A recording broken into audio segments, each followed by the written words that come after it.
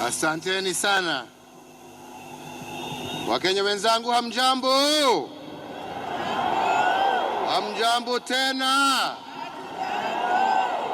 Asanteni, tuketi.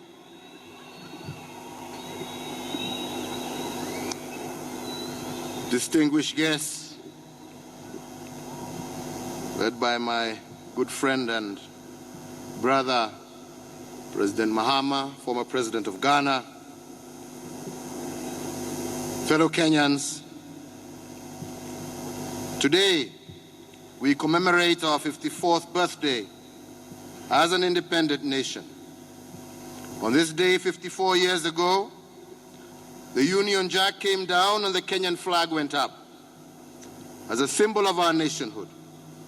It was designed to fix our eyes and minds on and always remember three things. First and foremost is that our independence was bought at a great price. The founding fathers of this nation gave their lives for our liberty. The red in our flag is a reminder of the price paid by the veterans of our independence struggle. Second, the flag is a symbol of our identity as Africans. The founding fathers, such as Achieng' Oneko, Bildad Kagia, Kungo Karumba, Jomo Kenyatta, Fred Kubai, Paul Ngei, were all very proud Africans. The black in our flag, therefore, celebrates this African identity. Third, when the founding fathers designed our flag, they wrote our future on it. The green, which symbolizes the natural wealth that we have been given by God, and white, peace that they won for us, and ours is to turn all this into shared prosperity. We thank our founding fathers, and indeed today we pledge again to protect the heritage and the liberty for which they sacrificed so dearly. Most importantly, we commit to work together, harder and in unity, to build a peaceful and prosperous nation. Fellow Kenyans, unity is paramount to the realization of a peaceful and prosperous nation. Every Kenyan must understand its value and how our individual choices, particularly in politics, play into building or destroying it. The unity of our nation is the shield against the dangers that have shattered other countries. It protects us against any enemy by frustrating attempts to divide and therefore weaken us. Unity allows us to forge forward together in building families, communities, counties, and a nation that knows what it wants and where it is going. Every day we see evidence of how much stronger and well-off united families are. It is indeed the same with a nation. Families that are united may disagree on some matters, but they will always be guided by the well-being of the family. And they know that disagreement must never lead to discord. Let us bring this understanding to our citizens so that in our words and in our actions, we reject the politics of divisiveness and confrontation. Fellow Kenyans, today we also celebrate a rebirth of a nation, a shift from the old to the new. Today we celebrate what our founding fathers imagined and created, but we also celebrate the generational transition from their generation to ours. When our founding fathers constituted Kenya, they did it with the fresh wounds from the Independence War. They had conquered the enemy, but the daunting task of uniting our communities into one nation remained. That was why they taught us to celebrate our diversity and to preserve our traditions. But they did caution that we should not poison the minds of our young people with ethnic disharmony. As your fourth president, I will not tire of reminding you that you will have a fifth and even 10th president, but we will not have a second, third, or fourth Kenya. Preserving Kenya is preserving yourself, because Kenya is you, and you are Kenya.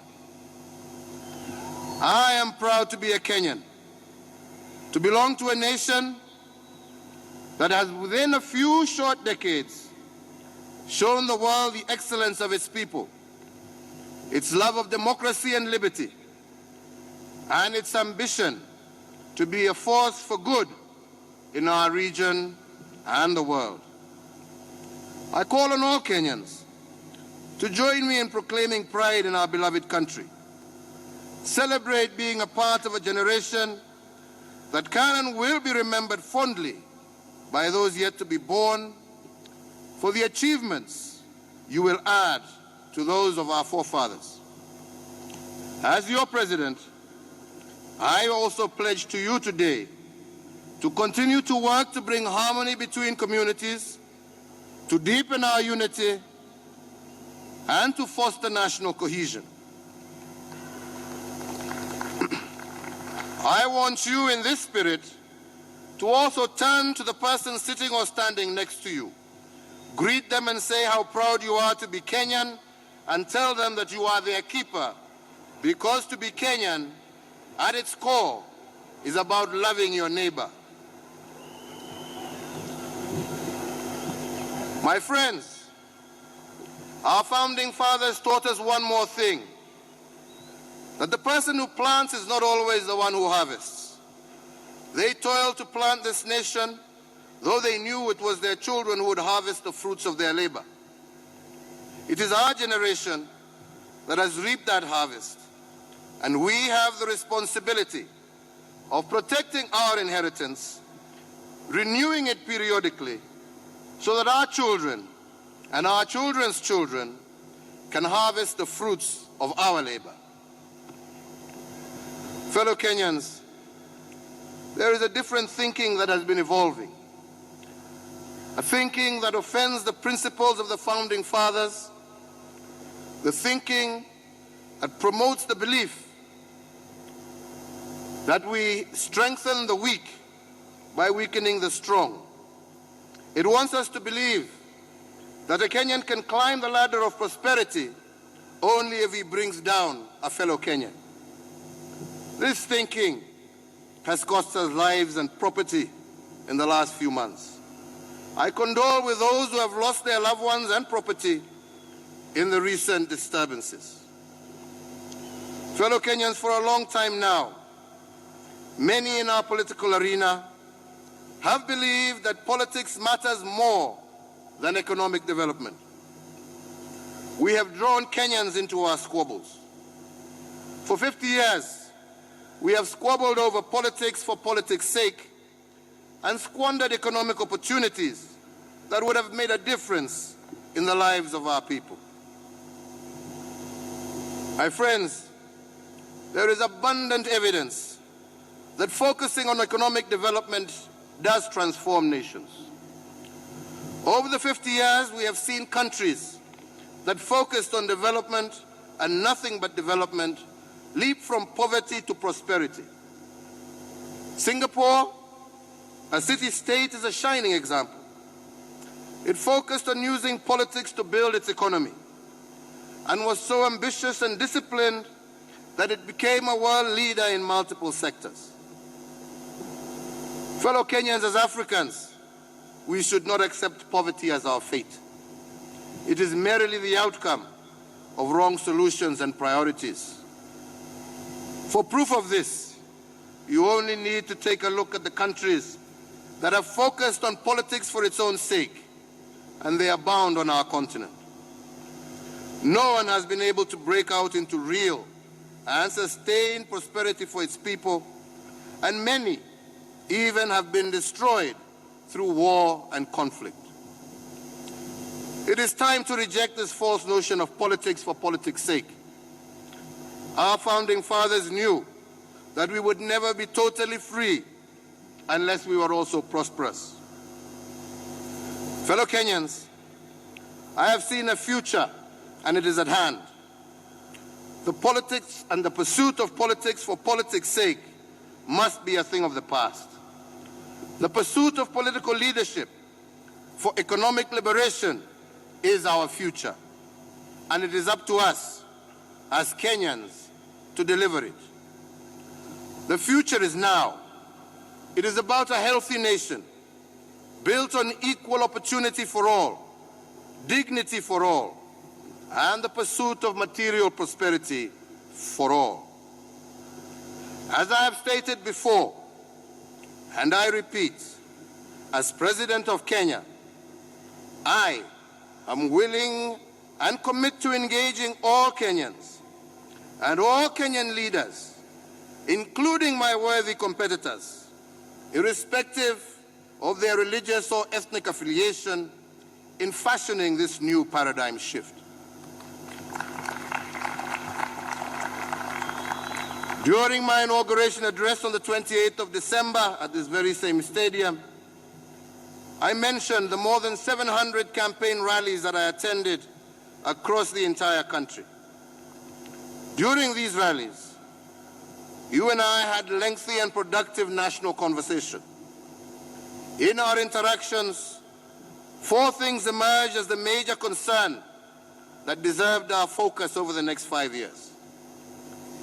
You indeed told me that a jobless Kenyan is a desperate Kenyan. You told me also that a hungry Kenyan is a negative Kenyan. You told me that a sick Kenyan is a weak Kenyan. And you also told us that a homeless Kenyan is a Kenyan without hope. You, the Kenyan people, spoke clearly. We want dignity.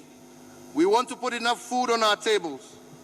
And we want a lower cost of living. We listened. Since, and on reflection, I have come up with 4 responses to these concerns, and I call them the Big 4. Food security, affordable housing, manufacturing, and affordable health care for all. During the next 5 years, I will dedicate the energy, time, and resources of my administration to these Big 4. The Big 4 will create jobs which will enable our people to meet their basic needs. Jobs will transform the lives of our people from that of hardship and want to new lives of greater comfort and well-being. And that is the future that I have seen. In the first pillar of the Big 4, we will focus on creating jobs by expanding our manufacturing sector. Manufacturing is about believing that we as Kenyans can be competitive and ambitious enough to make products that are as good as any other in the world. The selfishness and corruption of some amongst us have allowed counterfeiters and cartels to flourish at the expense of our local manufacturers. As a result, some companies have gravely suffered. It is time for us to say that enough is enough. We must face and defeat these enemies. To conquer these enemies and boost manufacturing requires we keep a common vision and remain focused, and equally critical that our workers must remain in harmony with our employers.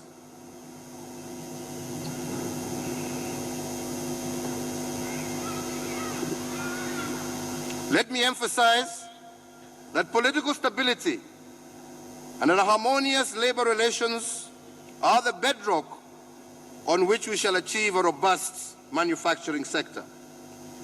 In boosting the manufacturing sector, my administration will focus on 4 subsectors the blue economy, agro-processing, leather and textiles. With the blue economy, we have a total of about 400 kilometers of rich coastline and a share of the second largest freshwater lake in the world. Indeed, it is shameful that we exploit only a small fraction of these God-given resources. Our coastal and marine ecosystems, if properly exploited, would create tens of thousands of jobs for our people. Instead, we have allowed others to take our resources, build their economies, and create jobs for their people at our expense. Today, foreign trawlers enter our waters and return to their countries filled with our fish. This must end. I direct the Ministries of Defense and Agriculture to immediately begin intercepting all illegal fishing vessels and to suspend the fishing licenses of all international trawlers operating in Kenya's territorial waters until they comply with our requirement for local input. These boats must land their catches in Kenya. The work of cleaning and packing fish for export must be done in Kenya by Kenyans.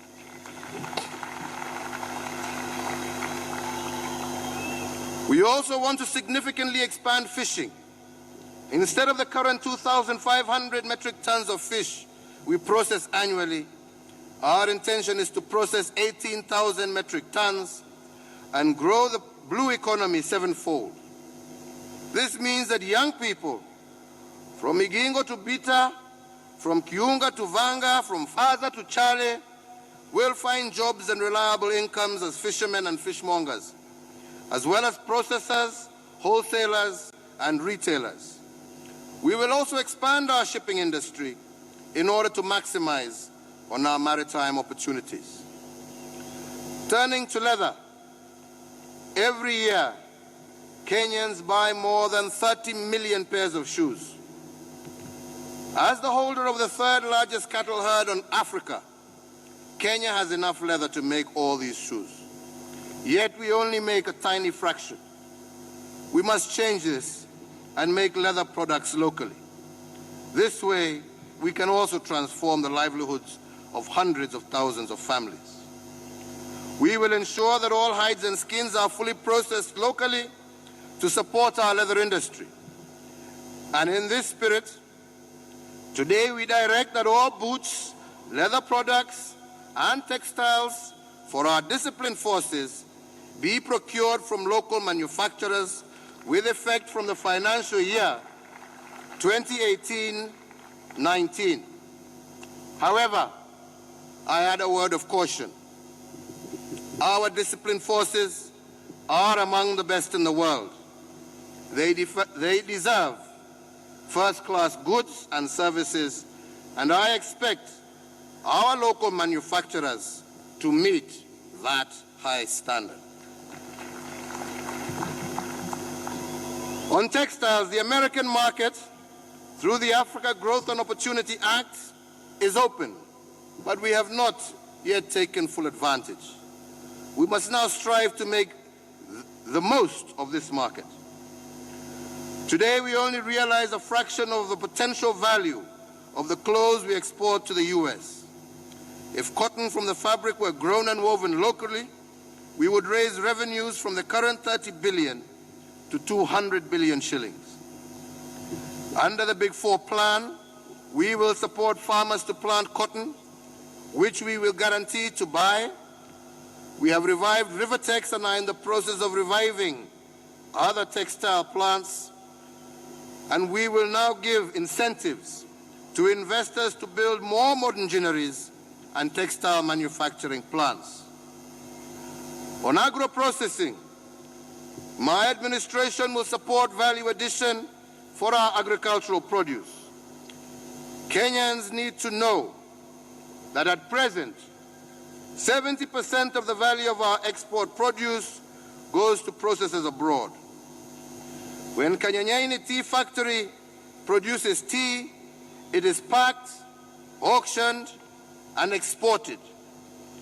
The dealer who brands it for the supermarket abroad makes more than 10 times what the farmer in Kanyanyaine makes. We receive only 30% of the real value of our produce, in addition to losing out on jobs. You know also that coffee is one of the most traded commodities in the world, and Kenya is one of the world's leading producers of high-quality Arabica coffee, yet our returns from the end product of coffee production are minimal. As part of our plan, our tea, our coffee, our meat, fruits, and vegetables will now have to be processed locally. This way, we will obtain more value for our produce and create more jobs and wealth for Kenyans. Fellow Kenyans, my administration has already made some early decisions to give our manufacturing the very best chance of growth. First, as I mentioned during my inauguration speech, we have cut the cost of off-peak power to heavy industry by half. Second, we will review our work permit regime and encourage expatriates whose skills support the Big Four. As part of the arrangement, we will also expect our partners to train Kenyans in these skills. Third, the protection of intellectual property rights is a critical factor in supporting the growth of our local manufacturing. Even as we buy Kenya and build Kenya, we cannot enrich fraudsters who masquerade as well-known brands producing dangerous fakes. To protect our manufacturers and consumers from these fake products, such as cosmetics, batteries, and fake kerosene, sham products that endanger the lives of Kenyans, I have already directed that the Kenya Revenue Authority and the Kenya Anti-Counterfeit Authority to, from now, destroy on site counterfeits upon seizure. Any public officer found colluding to frustrate this process will be summarily dismissed and immediately prosecuted. Fellow Kenyans, we know from experience in other parts of the world the central role small and medium-sized enterprises can play in an economy. Here in Kenya, the bulk of employment comes from SMEs, which are an important contributor to our gross domestic product. Our plan is to create an additional 1,000 SMEs focusing on manufacturing. They will have access to affordable capital, skills, and market, and they will accelerate the growth in manufacturing upon which our success depends. I will now speak to the second question that we raised in our conversation: access to affordable and decent shelter. If the fight for independence was about ownership, the dream of our generation is to make every Kenyan a property owner. Owning a decent home is a dream for every Kenyan, and we have to make that dream come true. Take Nairobi as an example. If you rent a house in Kawangware, Kangemi, Githurai, Dandora, then under our plan, for the same amount of money that you pay rent today, you should and will be able to own your own home. And it will be a decent house, built to modern standards. It is my intention that by the end of my term, 500,000 more Kenyans will own their own homes.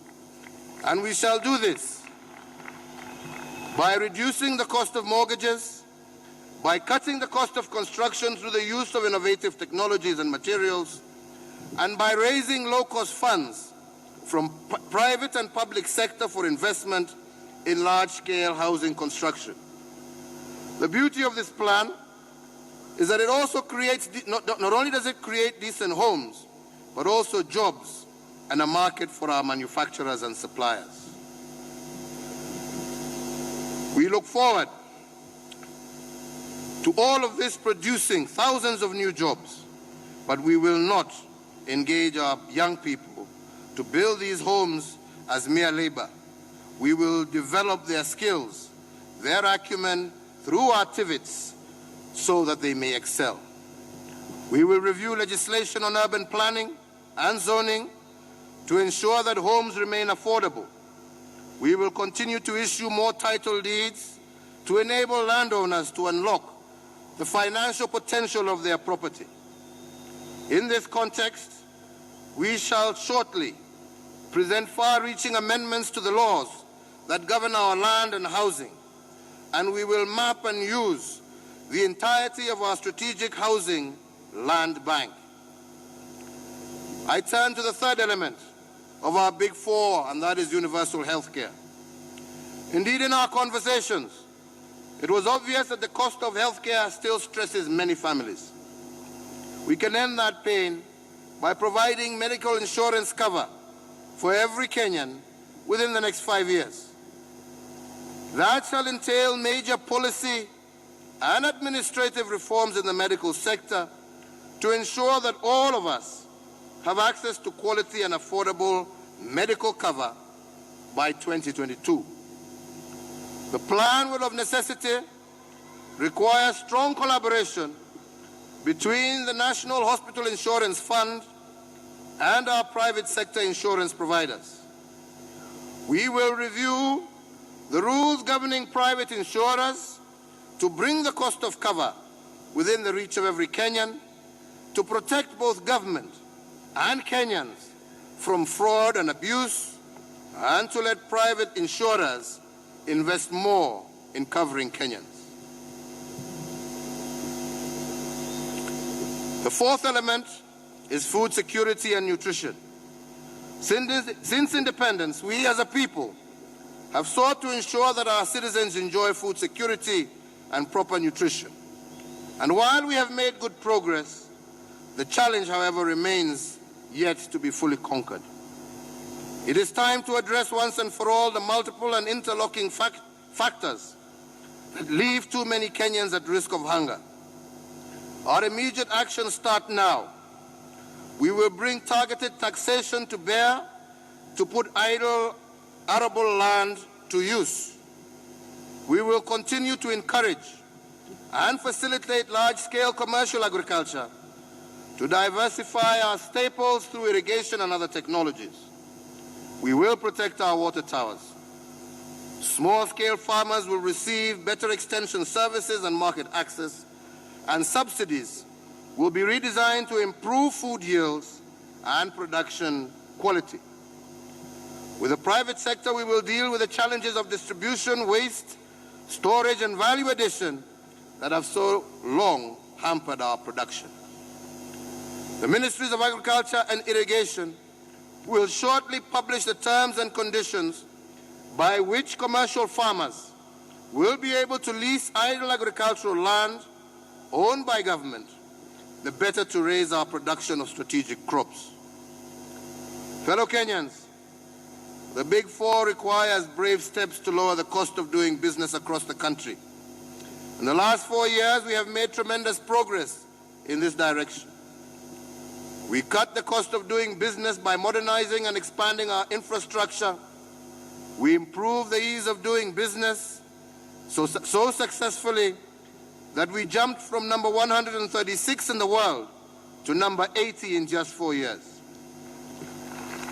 We will build on this rapid progress by taking measures such as cutting the number and costs of permits, licenses at both national and county level.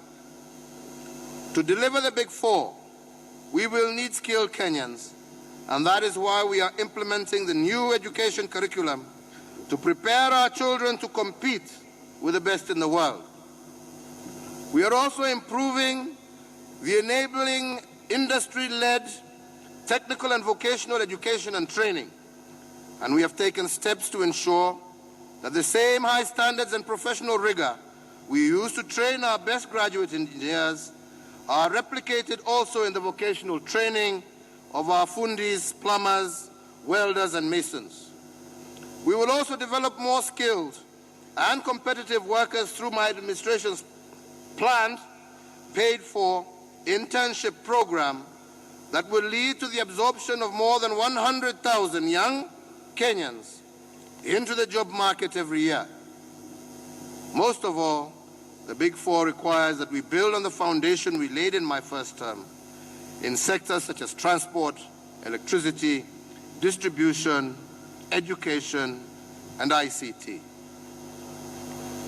Fellow Kenyans, the big shift from politics for politics' sake to the politics of production is a beacon of hope.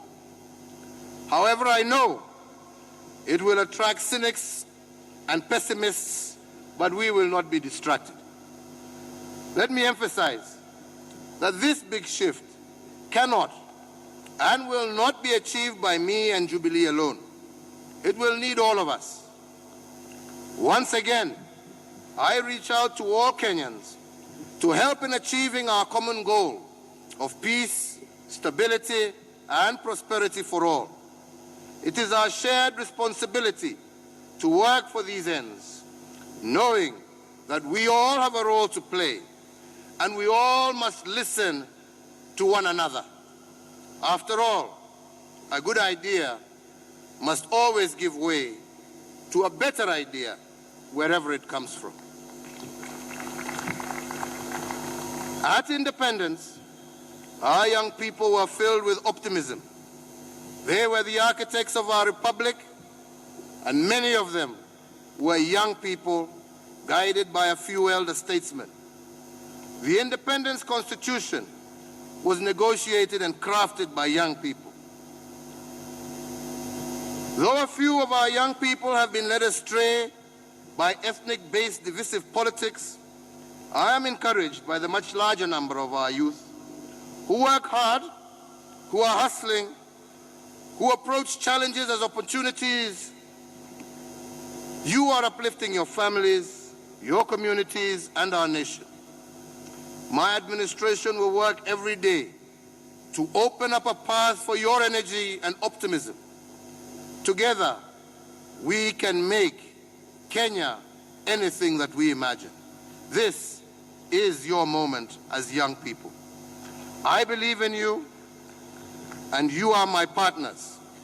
And that is why my Big Four plan is centered on you.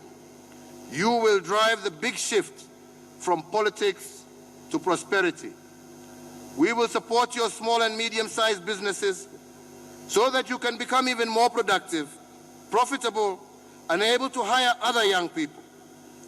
My administration will complement the financing by commercial banks by increasing and consolidating all SME financing currently provided under the umbrella of the Kenya Industrial Estates. I have also directed the Ministry of Trade and Industry to establish the SME Support Initiative that will work to help ease the barriers that make it difficult to run and scale up your businesses. Let me conclude by saying that when I took the oath of office in 2013, which was renewed last month, Kenyans did also bestow on me two instruments of power. The first one was the Constitution, and the second was the sword, and I swore to use them to defend and protect Kenya from any form of aggression, internal and external. And that is why I have the responsibility of serving as your President and Commander-in-Chief of our defense forces, and this I will not fail in. Today, I serve notice to those treating our constitutional order with casual recklessness that the Constitution is the general will of all. No one, including myself, is above it. No matter who you are subject to its authority. Anything outside the Constitution is a hostile intrusion.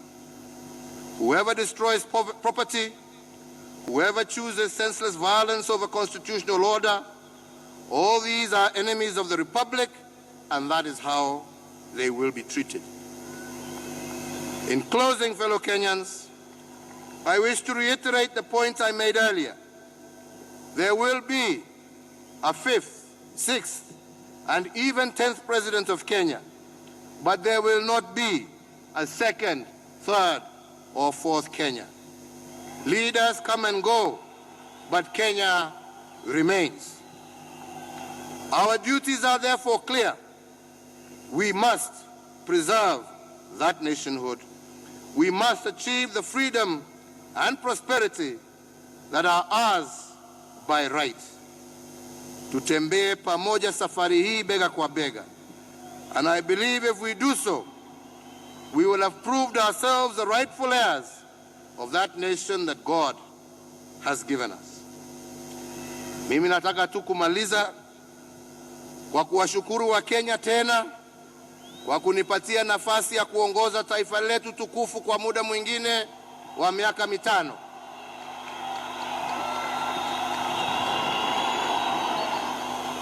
Na mimi tena natoa hakikisho langu ya kwamba mimi niko tayari kufanya kazi na Wakenya wote, viongozi wote, ndio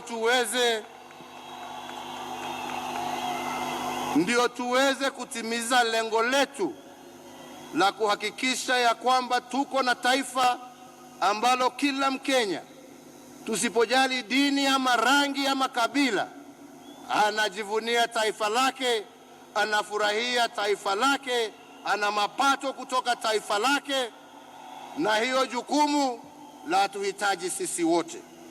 Kwa hivyo wenzangu, mimi nasema siasa zimeisha.